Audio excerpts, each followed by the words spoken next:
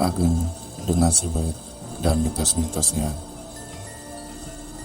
yang melengkapi selalu menarik perhatian para pendaki. Namun, bagi warga Desa Genting, lereng Gunung Ageng bukanlah tempat untuk sembarangan dijelajahi. Legenda tentang Nyi Ratu penguasa Gunung Ageng selalu diingatkan dari generasi ke generasi. Kisah-kisah tentang pendaki yang hilang dan tak pernah kembali, atau yang ditemukan dalam kondisi linglung, menguatkan kepercayaan bahwa Ageng dijaga oleh kekuatan gaib yang tak terduga. Pak Harjo, seorang pensiunan berusia 62 tahun, adalah seorang yang keras kepala. Ia tidak pernah terlalu percaya pada cerita-cerita mistis yang beredar di desanya. Baginya, alam adalah anugerah yang harus dinikmati. Ia sering mendaki Gunung Ageng seorang diri, mencari ketenangan dan udara segar. Istrinya, Bu Lastri, selalu cemas, namun ia tahu bahwa melarang Pak Harjo hanya akan membuatnya semakin nekat. Pada tanggal 1 November 2018, Pak Harjo pamit kepada Bu Lastri untuk mendaki Ageng. Melalui jalur selatan, ia berjanji akan kembali dalam 2 hari. Bu Lastri mengantar suaminya sampai di kaki gunung, memberikan bekal, makanan, dan air, serta mengingatkan untuk berhati-hati. Pak Harjo tersenyum meyakinkan, mencium kening istrinya, dan melangkah mantap menuju jalur pendakian. 2 hari berlalu, namun Pak Harjo tak pernah kunjung pulang. Bu Lastri mulai panik. Ia memberitahukan hal ini kepada para tetangga dan perangkat desa. Pencarian pun segera diorganisir.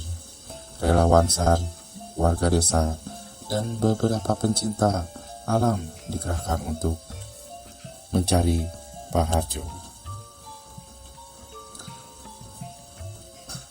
Mereka menyisir jalur pendakian hutan-hutan di sekitar gunung dan sudut yang mungkin menjadi tempat beristirahatnya Pak Harjo. 10 hari berlalu, harapan Bu Lastri semakin menipis. Ia sudah pasrah menerima kenyataan yang paling pahit. Namun, keajaiban terjadi. Seorang petani bernama Pak Karto yang sedang mencari kayu bakar di hutan dekat jalur selatan menemukan seorang pria tua yang tampak kebingungan dan lusuh. Pria itu adalah Pak Harjo. Pak Karto akhirnya memberitahu kepada masyarakat dan pencinta alam bahwa dia menemukan seorang pria yang kebingungan. Wajahnya pucat dan pakaiannya compang-camping. Ia terlihat sangat lelah dan bingung. Setelah mendapatkan perawatan medis, Pak Harjo mulai bisa bicara. Ia menceritakan pengalamannya, sebuah kisah yang membuat bulu kuduk semua orang merinding. Saya sedang mendaki, melewati tebing yang curam. Tiba-tiba kacamatanya jatuh ke jurang. Saya berusaha mencarinya, tetapi tidak berhasil. Kehilangan kacamatanya membuat saya kesulitan melihat jalan. Saya panik dan tersesat. Pak Harjo memulai ceritanya dengan suara serak.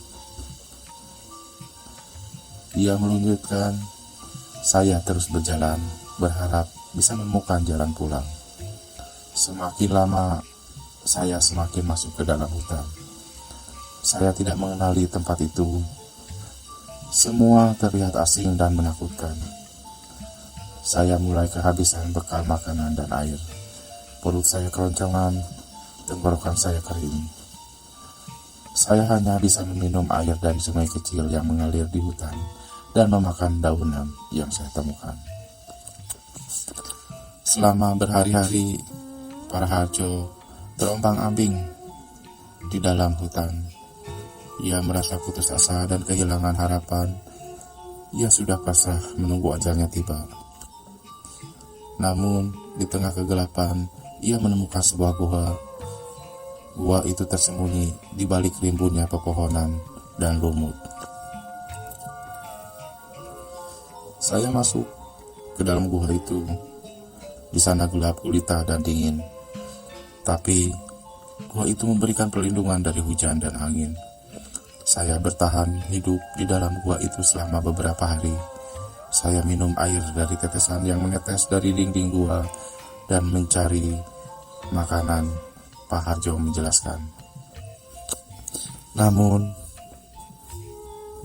yang paling menakutkan dan mengerikan dari pengalaman Pak Harjo bukanlah kesulitan fisik yang ia alami, melainkan pertemuan dengan dua sosok misterius di dalam gua. Setelah beberapa hari berada di dalam gua, saya memberanikan diri keluar. Saya ingin mencari jalan pulang. Saat itulah saya melihat mereka. Pak Harjo terdiam sejenak, matanya menatap kosong. Dua sosok itu berdiri di depan gua, seorang pria dan seorang wanita. Mereka berpakaian adat Jawa kuno. Wajah mereka pucat dan mata mereka kosong.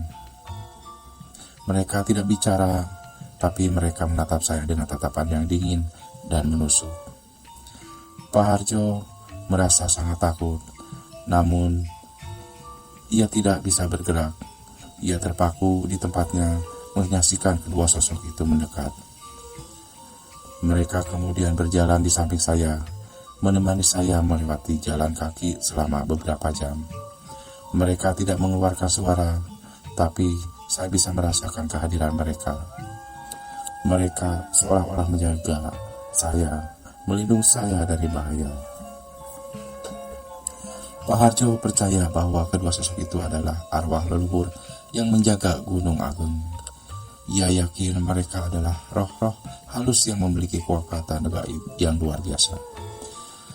Mereka mungkin adalah penjaga gunung yang ditugaskan untuk menjaga keseimbangan alam dan melindungi dari para pendaki dan mara bahaya. Saya tidak tahu kenapa mereka, tapi saya merasakan kehadiran saat bersama mereka. Saya merasa aman dan terlindungi. Mereka seolah-olah memberikan saya kekuatan untuk terus berjalan. Pak Harjo mengaku. Namun, kejadian itu tidak berlangsung lama. Saat Pak Harjo menemukan jalan utama yang menuntunnya menuruni gunung, kedua sosok itu hilang tiba-tiba. Mereka lenyap tanpa jejak, seolah-olah mereka tidak pernah ada. Saat saya melihat jalan yang jelas, mereka menghilang. Mereka tidak mengucapkan selamat tinggal, tidak memberikan pesan apapun. Mereka hanya menghilang begitu saja. Pak Harjo berkata dengan nada sedih. Pak Harjo berhasil menuruni bukit, gunung, dan ditemukan oleh Pak Karto. Ia selamat dari petualangan mautnya. Namun, ia tak pernah melupakan pengalaman yang mengerikan di Gunung Ageng. Ia tak lagi meremehkan cerita-cerita mitos yang beredar di desanya. Ia percaya bahwa ada kekuatan gaib yang tak pernah terlihat yang menjaga gunung itu. Kisah Pak Harjo membuat semua di desa Genting geger. Banyak warga yang percaya bahwa Pak Harjo telah bertemu dengan Nyi Ratu atau roh-roh halus lainnya yang bersemayam di Gunung Ageng. Beberapa orang juga berkata bahwa Pak Harjo telah mengalami halusinasi akibat kelelahan dan kelaparan. Namun, Pak Harjo tetap pada ceritanya. Ia yakin bahwa ia benar-benar bertemu dengan dua sosok makhluk misterius yang telah menyelamatkan hidupnya. Bu Lastri meskipun merasa lega karena suaminya telah kembali, tidak bisa menutupi rasa cemasnya. Ia melihat perubahan pada Pak Harjo. Ia menjadi lebih banyak pendiam, lebih termenung dan lebih sering melamun. Ia juga sering berbicara tentang dua sosok misterius yang telah menemaninya selama tersesat di hutan. Aku tidak tahu, Lastri, aku hanya merasa seperti ada sesuatu yang mengikuti aku. Aku merasa seperti ada mata yang mengawasi aku, Pak Harjo berkata pada istrinya suatu malam. Bu Lastri memeluk suaminya erat-erat. Ia tahu bahwa Pak Harjo masih trauma dengan pengalamannya di Gunung Ageng. Ia berusaha menenangkan suaminya dan meyakinkan bahwa semua itu hanyalah mimpi buruk. Namun, rasa takut Pak Harjo semakin menjadi-jadi. Ia mulai melihat penampakan-penampakan aneh di rumahnya. Ia sering mendengar bisikan-bisikan misterius di malam hari. Ia juga seperti merasa ada bayang gelap yang mengikutinya kemanapun ia pergi. Suatu malam, Pak Harjo terbangun dari tidurnya karena suara ketukan di jendela. Ia membuka jendela dan melihat dua sosok misterius yang sama berdiri di depan rumahnya. Mereka menatapnya dengan tatapan dingin dan menusuk. Pak Harjo menjerit ketakutan dan segera menutup kembali jendela. Ia memanggil istrinya dan menceritakan apa yang telah ia lihat. Bu Lastri tidak percaya dengan cerita suaminya. Ia mengira suaminya sedang mengalami gangguan jiwa. Harjo, ini hanya imajinasimu saja. Kau terlalu lelah dan trauma. Istirahatlah yang cukup, Bu Lastri berkata dengan nada menenangkan. Namun Pak Harjo tidak bisa diyakinkan. Ia tahu bahwa ia tidak berhalusinasi. Ia benar-benar melihat dua sosok misterius itu. Ia merasa bahwa mereka ingin sesuatu darinya. Keesokan harinya, Pak Harjo memutuskan untuk mencari bantuan dari tokoh spiritual di desanya, Mbah Gendon. Mbah Gendon adalah seorang kiai yang terkenal dengan kesaktiannya. Ia sering diminta bantuan oleh warga desa yang memiliki masalah gaib. Pak Harjo menceritakan seluruh pengalamannya kepada Mbah Gendon. Mbah Gendon mendengarkan dengan seksama tanpa memotong pembicaraan Pak Harjo. Setelah Pak Harjo selesai bercerita, Mbah Gendon menghela napas panjang. Pak Harjo, Anda telah bertemu dengan penjaga Gunung Ageng. Mereka adalah roh-roh halus yang memiliki kekuatan gaib yang luar biasa. Mereka telah menyelamatkan hidup Anda. Namun, mereka juga menginginkan Anda sesuatu, Mbah Gendon berkata dengan serius. Pak Harjo terkejut mendengar perkataan Mbah Gendon. Ia bertanya apa yang diinginkan oleh penjaga gunung itu. Mereka menginginkan Anda untuk menjaga keseimbangan alam. Mereka menginginkan Anda untuk menghormati Gunung Ageng dan tidak melakukan tindakan yang dapat merusak lingkungan. Mereka juga menginginkan Anda untuk mewariskan pengetahuan tentang Gunung Ageng kepada generasi penerusnya, Mbah Bogong menjelaskan.